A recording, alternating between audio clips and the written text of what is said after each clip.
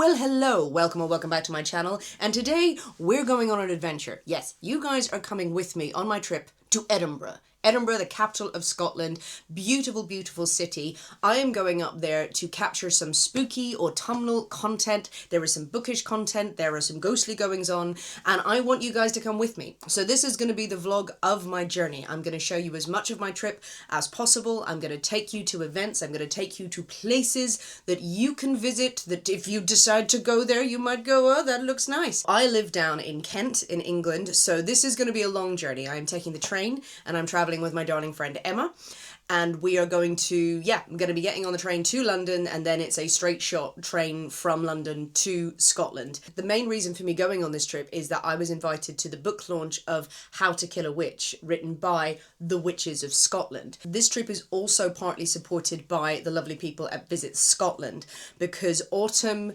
and spooky season really is one of the best times to go to Edinburgh. Edinburgh is a year-round city that you can enjoy and you can love in the winter, in the summer. Of course, there's the Fringe Festival, but this is a city that is made for autumn, for those wonderful rainy days, those grey days. You will never feel sad or miserable in Edinburgh when the shadows come in. I've also been invited to a special tour underneath Edinburgh that I'm very excited to go on. I don't know what's going to happen. And books. There will be some books in there. My plan at this stage is to have an explore, but also to tell you a few spooky stories while we're up there, because there's a lot of links, as you can imagine.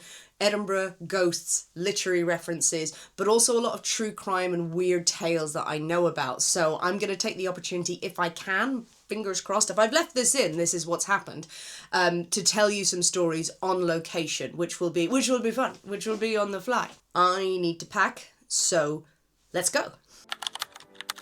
Okay, let's hit the road and go to Scotland. My trusty companion on this trip was my darling friend Emma. Emma is the voice behind Real Life Ghost Stories podcast, an absolutely brilliant show. Emma is a fellow Irish woman. She is from Laois, so when I hang out with her, the Belfast accent that my parents kindly gifted me comes out in full force. A recurring feature of this vlog will be Emma and I trying to film each other looking wistful and doing vlogish content. And in most cases, I've left the original audio in so you can see just how spectacularly this went wrong. Oh yeah, no, look out the window really sadly. You're in a music video. They can hear all of this. It's an early 2000s hip-hop music video somehow. What? I don't know why. Why? Because you're looking at a music video, sadly. Okay, but that's obviously going to make all the difference. What? But nothing. What did he, what? Nothing. The trip overall was pretty seamless. I got some work done, and before long we were in beautiful Edinburgh. Then it was off to our hotel, and I'll tell you about it when we arrive.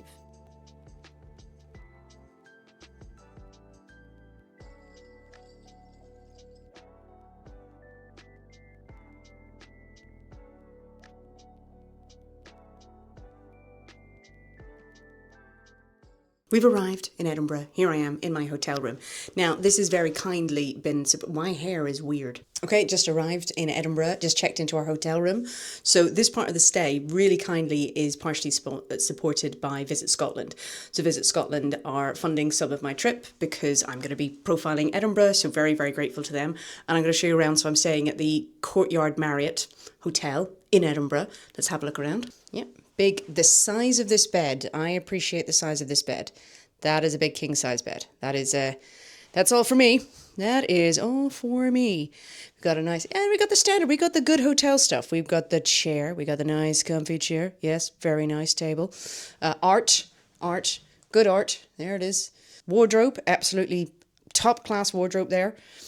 Teas and coffees, absolutely essential. Nice big TV for when I am chilling out in the bed. So yeah, decent. Well, let's have a wee look at the bathroom. The frosted glass for half of this bathroom. It's a vibe. It's a thing that people are doing these days, designers. But yeah, nice, big shower. If I'm going to have a shower, then I want a lot of space in there. So yeah, real truth, I will be completely honest, that I do find it weird to sort of go, I'm an influencer, I'm a content creator. How should I act? Aside from thanking the right people, should I wear my sunglasses the entire time? Should I demand only brown M&Ms in a bowl? I know that's kind of a rock star vibe, but I think I could channel that into influencer stuff. Should I get a small dog that I set loose. None of this is influencer stuff. This is just chaos. This shows why it's worrying. Just staring now. I'm gonna flop for a bit. Emma's just down the corridor from me, and we're just gonna probably reset a little bit and then wander out and then start getting you some really good footage of Edinburgh. Edinburgh is one of my favourite cities in the world. I've actually been here 4 or 5 times and I never get tired of it.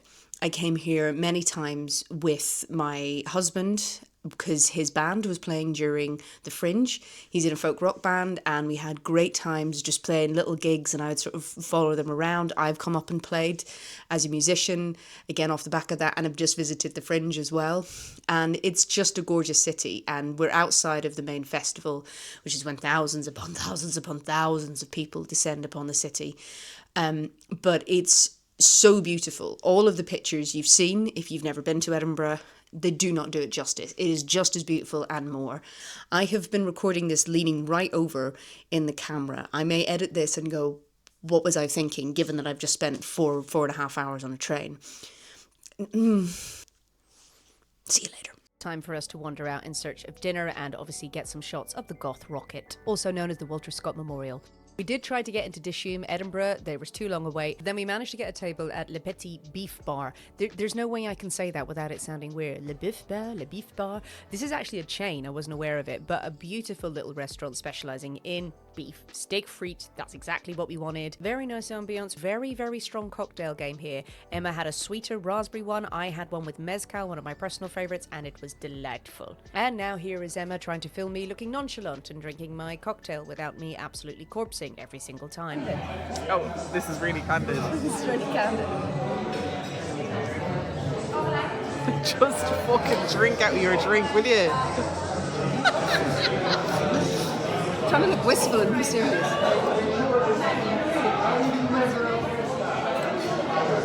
Don't know why I did that. The waiter talked us into having the brioche, was absolutely soaked in extra butter and parmesan. It was insanely good. Then the main event, Emma got New York strip, I had fillet. It was cooked to perfection, crusted with pepper, great peppercorn sauce, great fries, absolutely perfect. Emma has a habit in front of waiters saying, oh, you choose, it's your birthday. And that resulted in him bringing over this plate of special little desserts. I don't think we'll be allowed back there. Then back to our hotel, big sleep, ready for the next day.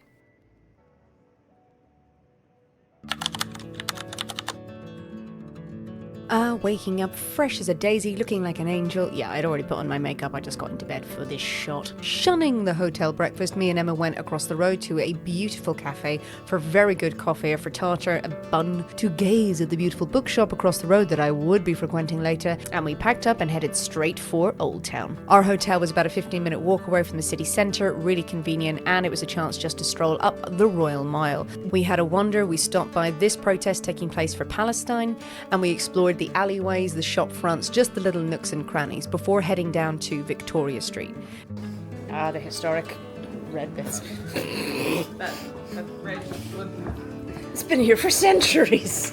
Victoria Street is a tourist hotspot because of the colours of the building. It's particularly beautiful down there. There are some influencer hotspots, shall we say, down here. The Bow Bar, absolutely brilliant. Even though it looks busy, it is a genuinely lovely place to wander through. Emma and I were weaving our way down to Grassmarket, trying to get content as we went. The important thing is we don't fall over. Yes, and also I'm considerably taller than you. So Yes, you when are, I and it's stand face up- tracking. I need to when do I- your face track. If I face when I- track you, Yeah, but then you're not going to be in it. but it'd be funny. Face track. She's the one. Small you are. I'm so small. It's much easier if I just do this. Let's do that. Hello, we're having a It'll be lovely a time. lovely backward drop there to the pound store or something. That's what everyone wants to see. Everyone wants to see it, all the history. We're Right, moving to Edinburgh. we are moving to Edinburgh. It's still following you. Oh, hello. No. Then we realised we'd been walking in quite the wrong direction for Greyfriars Kirkyard. This stunning cemetery was the place we wanted to explore today, so enjoy the beautiful scenery, and I'll hand over to me and Emma, where we're going to tell you some creepy, macabre stories befitting the setting. Do you think you'll have a burial vault? I would fucking love a burial vault. A really ostentatious one. Really good one.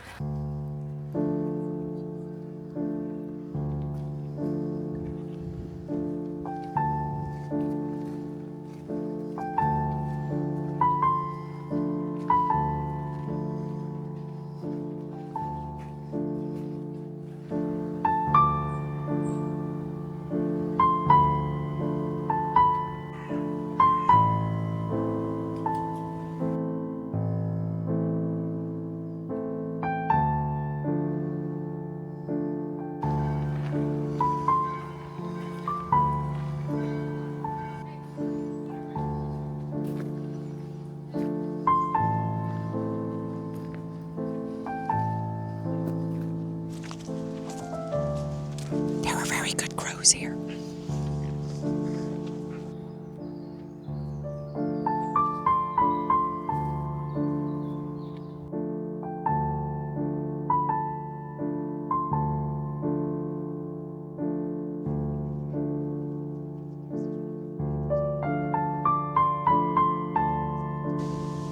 Let's go ghost hunting.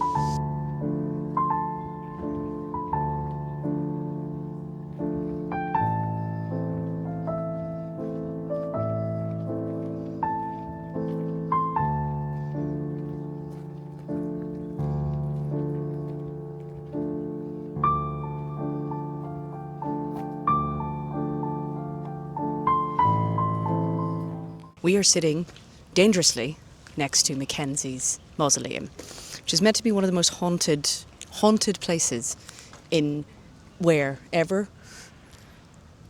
In Edinburgh. In Edinburgh. So I am joined on this journey by my dear friend Emma, bestie, but also the exquisite host of the podcast Real Life Ghost Stories. And if there's one thing Emma knows, it's ghost stories. And she knows all manner of spooky things. So the mausoleum behind us was the mausoleum for George Mackenzie. Mm-hmm. You know the history of this because you just literally looked it up. Well, yeah, I did a whole episode on this and I had to look it up because I didn't remember any of it. But he was a lawyer and he was known as Bloody Mackenzie. I think he was knocking around in the 1600s and he had a reputation for being particularly harsh and not a very nice guy. He is linked to witch trials, however, he was very cynical about witch trials in that he discouraged them because he thought this is actually a bit silly. Yay. And which, you know, I mean, that's one good point. But one good point does not a good man make. No. He was responsible for the rounding up of a religious group called Covenants. They were people who believed that the Presbyterian Church should remain in Scotland. And he rounded them up in a field, basically like an internment camp, and many of them died horribly. Hundreds and hundreds of people. So he didn't have a very good reputation when he was alive. And this mausoleum, this tomb, does not have a very good reputation in his death. No. So the legend goes that inside this mausoleum, obviously the bones of George Mackenzie lie. But they were disturbed. Now, people have gone into the mausoleum over the years, and there is always said to be a malevolent presence there. But the story that sort of keeps... I'm going to hold on to the camera in case it falls over. The famous story is that a homeless person got into the mausoleum on a cold winter's night to get shelter, just to escape the winter, the harsh winters of Scotland, and stayed in there. And while he was in the mausoleum, part of the floor gave way and revealed the bones underneath. And this apparently unleashed the Mackenzie Poltergeist, this malevolent force that is in this mausoleum, and no one is allowed to go inside because this poltergeist, anytime people have gone in since that incident happened, there have been violent attacks on people. People have been scratched, they have been pushed, a limb has been broken in one case, very violent attacks by this poltergeist. So it is padlocked because that keeps poltergeists inside. Yeah, they famously can't get through a padlock and a locked door, but inside here is this spirit and no one's allowed to go in because it's too dangerous. And do you believe in poltergeists in all your research? Because you've studied many a story of ghost stories. Yes, I have. Of real life ghost stories. What's your feeling on poltergeists? If you're going to rank the ghosts out there. I love a poltergeist story. Yeah. Because they often follow a very similar pattern. And poltergeist stories, generally, they begin out of nowhere one day and stop out of nowhere. Maybe could be weeks, months, years later. Do I think that what's in this tomb is a poltergeist? No. Do I think there's anything in this tomb? Possibly not. Do I think it's a great story? Yes. I do think it's a great story. I think that if you are particularly evil in life, that your reputation may cause people in death to misconstrue certain events. That's a very well-balanced, thought-out answer. I was going to go with, yes, there's a big scary poltergeist in there, and I don't think it likes Emma now. I'm fine with that. Yeah. Here's the thing. I was just talking into the grate there, in the door, trying to lure him out. Because this is what she does. I didn't get punched in the face. Not yet. Not yet. But I may punch you. You punch me in the face does not count. But yeah, but we hit each other all the time. Yeah. You hit me while we were watching Heretic. Yes, that is true. I hit Yeah. you very hard. Yes, there we are. So Mackenzie's ghost is channeling. So we'll try and I've got some footage here. I don't think we can't get any shots inside that would work. And a bit eerie, but it's a very eerie setting in a very beautiful graveyard. So let's show you some more bits of. I don't know why I'm talking like I'm on a travel TV program. I feel like we're I don't know what to do. 2000s travel TV program. Hey, we'll be right back. You're going to step out from behind a grave. In this graveyard, people have sex at night. Hopefully not. I imagine they do. Oh, don't. Definitely do. Don't. If you're someone who thinks that that's a fun, cool thing to do, don't do it. Don't do it. You're just angering spirits. You're going to get thrush. We're back again. I'll cut this in seamlessly. Emma, if you were going to... We did a star swipe. Emma, can you recommend some poltergeist cases, real life ones? There are some fictional books out there dealing with poltergeist, but if someone wants to delve into the cases... So there's some really good poltergeist cases out there, and there are inevitably books written about them. The kind of one of the most famous ones is the Enfield poltergeist case. Now, interestingly, there is a lot of chatter in the Enfield poltergeist case about whether or not it's real, because Janet and her sister in later years said that they faked a small amount of the activity because they felt under pressure to do so. However, I have had contact with one of the police officers who worked on that case who said, listen, stuff happened in that house and I saw it firsthand. There's also a great case that is the fire-starting ghost of Nova Scotia, which is a poltergeist case which is specifically all around these fires that kept starting on this property, and this girl was at the centre of it. There's another great case of a girl called Eleanor Zugan, who was an Eastern European girl who was actually brought to London to be studied because she was at the centre of all of this crazy poltergeist activity, and they were never able to prove that it was a hoax. And the poltergeist activity stopped when she started her period and started again when she started menopause. Fuck off. Yeah, I swear to God. It's one of my favourite poltergeist stories. Oh my God. Yeah. So there's books on each of those. Yes. Google the cases, Google the cases, have a look at them, and look them up. Poltergeist cases, poltergeist books. I'm trying to think of actual specific ones. There's loads of possession books that I can recommend, fictional. A recent one, How to Sell a Haunted House by Grady Hendrix, that has got possessed objects, but there's some poltergeist movement in there. But mostly the books that I've read they turn out to be ghosts rather than poltergeist specifically. But if you've got recommendations of great poltergeist-based novels, leave them in the comments. And star wipe, and we're out.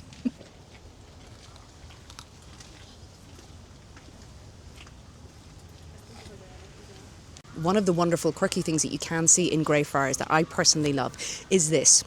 This is a grave gate. Now, these were used predominantly in the early 1800s to stop people robbing your grave. Now, in the 1800s, grave robbers, body snatching was a huge problem. The history of this is all linked to the study of anatomy.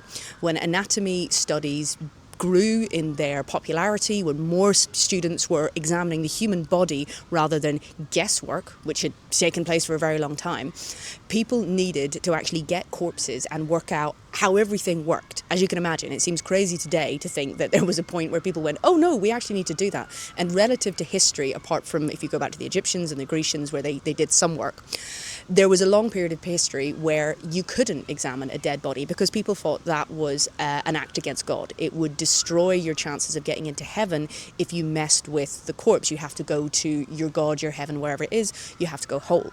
So anatomy students were faced with a problem that they didn't have many corpses, but the laws of England and in Scotland as well decreed that they could study the corpses of condemned men, people who had been hanged for murder. Criminals had forfeited their right to a beautiful afterlife, so they could be examined. But then not a lot of people were being hanged relative to the huge uptake in anatomy studies, so there weren't enough corpses to go round. Then the law sort of changed a little bit and said, okay, well, people can donate their body to science, but that wasn't all the rage actually either, because people were still frightened, going, if I donate my body to science, am I getting into heaven? So enter the body snatchers and the grave robbers, people who realised that money could be made in selling fresh corpses to anatomy schools and anatomy students. This was a thing that anatomy schools absolutely did, quietly, not publicly. They never would have decreed it, but students, lecturers, doctors who were in charge of these hospitals and these schools would quietly let it be known, we will pay good money if at midnight someone knocks on the door and gives us a nice fresh corpse. Fresh was the key. So that of course led to roving gangs of criminals digging up graves just after people had been buried. You can absolutely picture it, that there would have been gangs sort of hovering around near a funeral or whatever rake was taking place, waiting for the loved ones to go, and then the bodies would be dug up and then trundled off to be sold. So obviously people are terrified about that. You have very famous gangs. You have Burke and Hare. Now Burke and Hare were body snatchers. They were not grave robbers. Common misconception. They took to just murdering people. They murdered people because they were like, there's not enough corpses. We're going to have to murder people. And they did that. They would take dead bodies from the poorhouses. But then you have grave robbing gangs. You had the London Burkers who modelled themselves on Burke and Hare and the method of killing people, but also robbed graves. But the ways to prevent your loved ones from being dug up: grave gates. People actually paid for armed guards and police officers or ex-police officers to stand guard over the grave so no one could dig them up. And they would stand there, maybe not for the rest of their lives, obviously, but for the key period of time when the corpse was still fresh, wait for decomposition to kick in, and then the person could go. But it wasn't just grave gates they put on them. You have the gates if you had the money, or some people put booby traps in the graves. So you had people putting nail bombs in graves. You had one man who buried his wife and the coffin was stuffed with nitroglycerin.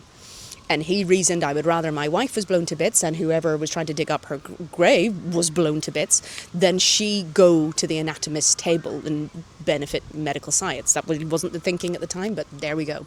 So yes, we have these grave gates. I absolutely love to see them because it is a little slice of history, and that gruesome, macabre history of grave robbing, of body snatching, this fascination a lot of us have with the likes of Burke and Hare and the London Burkers, these grim figures who absolutely did go under cover of darkness and dig up bodies because they were trying to make money. And yes, there were greedy people in there. I'm not trying to make out that they were good, honest working people who were just down in their luck. No, they resorted to desperate, gruesome, horrible things to make money.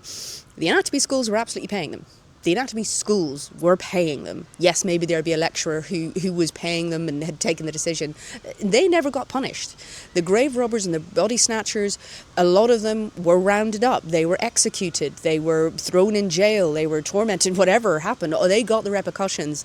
Not the anatomy schools, not the lecturers, possibly a slapped wrist, or possibly they fell from grace for other things, but really relative to the extent of the system of the business didn't really happen. If you want stories about grave robbing, about body snatching, certainly there are a slew of non-fiction books about Burke and Hare, about the London Burkers, about these people. Also look up Rufus Cantrell from America. There are some fictional works. There's a few books out there called The Resurrectionists or Resurrection Men. That's what they were known as well. And a recent book that comes into my head, and I'm literally doing it off the top of my head, there's a sort of hint of being buried alive and needing to guard the body in Blood on Her Tongue by Johanna van Veen. That's not giving away the plot, it's not giving away spoilers, but it's in there as well. Always welcome suggestions of more grim books about people rising from the grave or being dug up or being buried alive. We love that on this channel.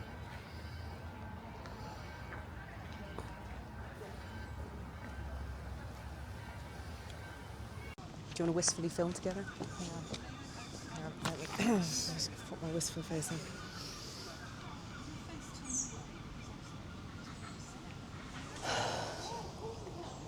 You can't visit Greyfriars without a little stop off with Greyfriars Bobby. If you don't know the story of Greyfriars Bobby, I'm too emotional to tell it. Suffice it to say, that is the most loyal dog in the entire world. You rub his nose for good luck. Then we wanted to call into the Frankenstein bar.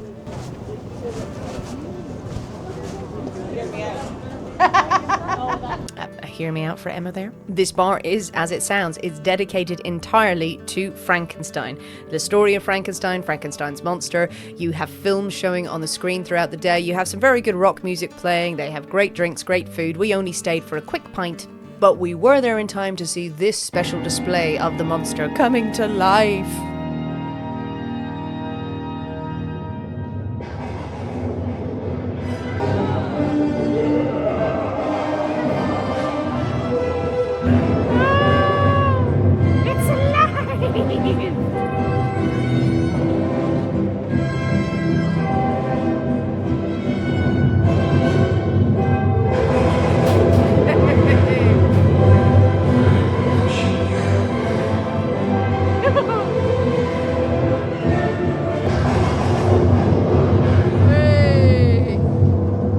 Edinburgh has loads of witchy shops, of botanical shops, of spell shops, and Black Moon Botanicals is one of the best around. I picked up some tumblestones and a beautiful room spray, then as if by magic, I transformed for our evening excursion. The highlight of our trip, the whole point of us being in Edinburgh, was to attend the Scottish Storytelling Centre to see the launch of the book How to Kill a Witch by the Witches of Scotland. This was a big event for book influencers, for influencers across Scotland, across the country really, who had travelled up to see the launch of this book. How to Kill a Witch, A Guide for the Patriarchy is written by Claire Mitchell and Zoe Vendatozzi. The event was organised by Octopus Books and also the agency Book Machine. Everyone was made to feel very welcome. There were great goodie bags with copies of the books that we could get signed by the authors. There were fun exercises for us to do about reclaiming some words that are used against women and dispelling old ones, as well as writing empowering phrases that we could all share. I was delighted to meet several book influencers who I hadn't met in real life. There's Johanna from Me, My Dog and My Books, a wonderful, wonderful creator. I met so many others, made new friends, and we got to hear from the Witches of Scotland in a truly inspiring, funny, and sobering event. Witches of Scotland campaign aims to shine a light on the historic injustice of the Scottish witch trials. Over 4,000 people were accused, the vast majority of whom were women. Both Claire and Zoe realised that while people talk a lot about the injustices around the witch trials, not really been a recognition of the awful things that happened. And that's why they campaigned to get a state apology, which they succeeded in doing in 2022.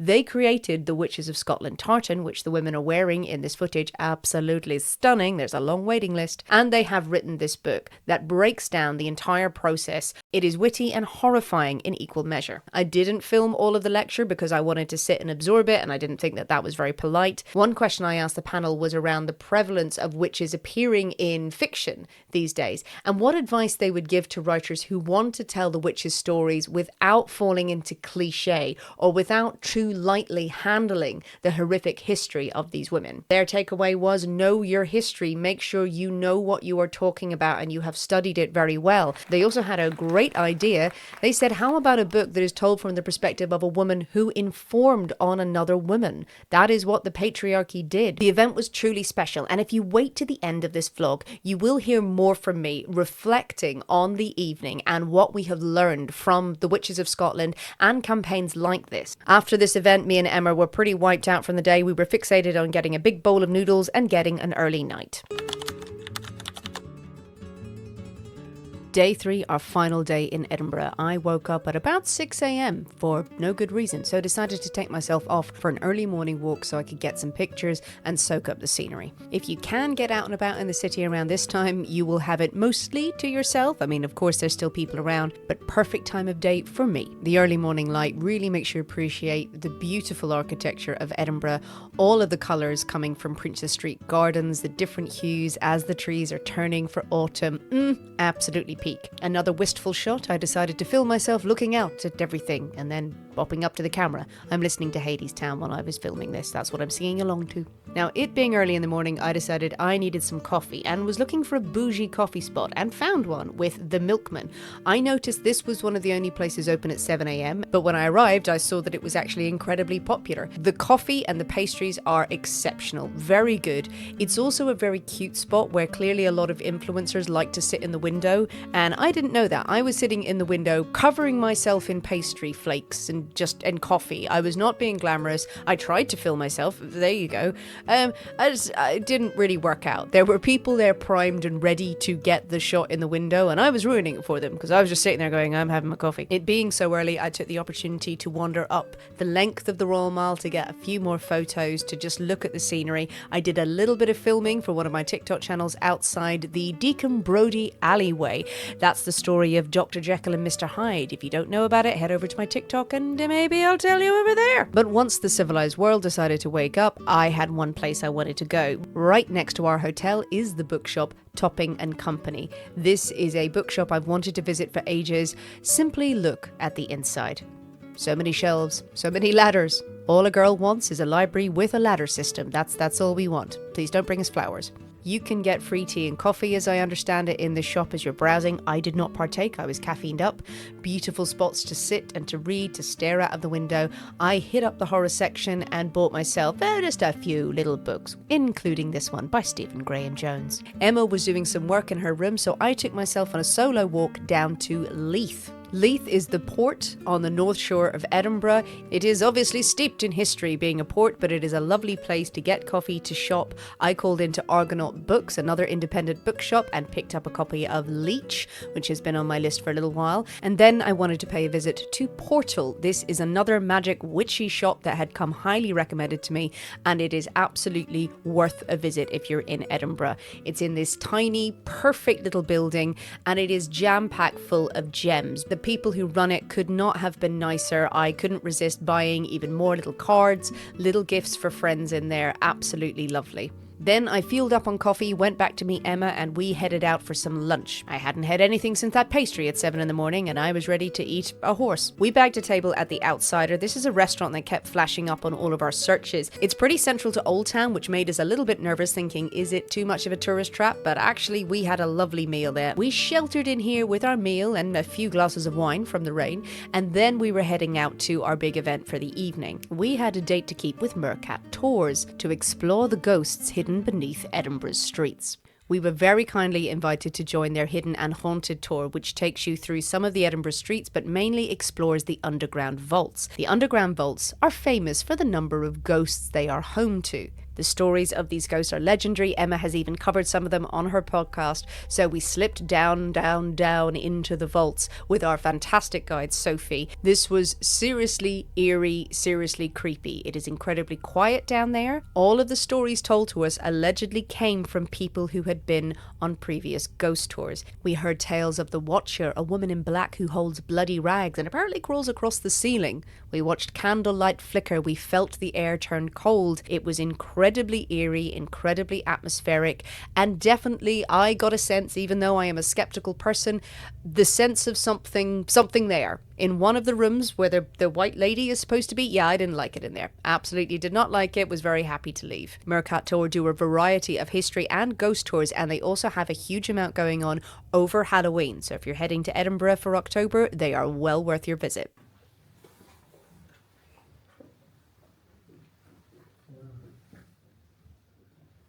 After such a spooky time, we needed a drink. We went to the Burrows for exceptional cocktails. This was a hidden gem and their cocktail game was off the charts. And that really was the end of our little Edinburgh jaunt. We went to bed quite late and we had to get up pretty early just to get on the train. A wonderful trip with wonderful company and wonderful experiences throughout. And now, as promised, I'm handing back over to me for my final thoughts about the experience and what we learned about witches on this trip. I'm sitting here in my hotel room, just sort of getting ready for the day, getting sorted out to go and do some bits and pieces, but reflecting on last night's book launch of The Witches of Scotland, of How to Kill a Witch.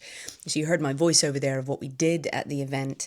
It was such a great book event, and sometimes when you're, an influencer or content creator, you get invited to bookish things, or you get invited to these kind of big launches, and they can be really pretty and spectacular and very awkward though. You're sort of standing around and it's all just to get the photo and to get the publicity.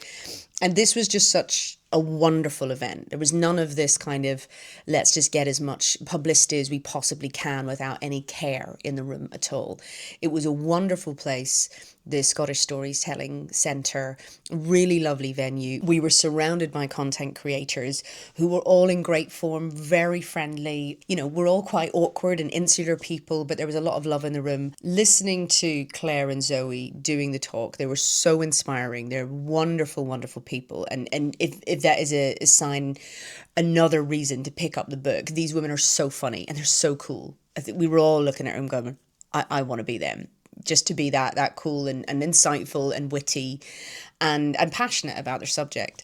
And really, it was very sobering, the event as well, that when listening to them talking about why they wrote the book, How to Kill a Witch, why they were determined to tell the story, to present the history, and to show what happened to women who were not witches. Men obviously died as well in the witch trials. And the witch trials of Scotland, I've done episodes of them on the Poisoner's Cabinet. I've read about it. They're horrific, absolutely horrifying. But there's sometimes maybe an assumption because culturally it seems like we are redressing the balance, the days of women being accused of witchcraft and the horrible things that were done to them seem so far, far away in history.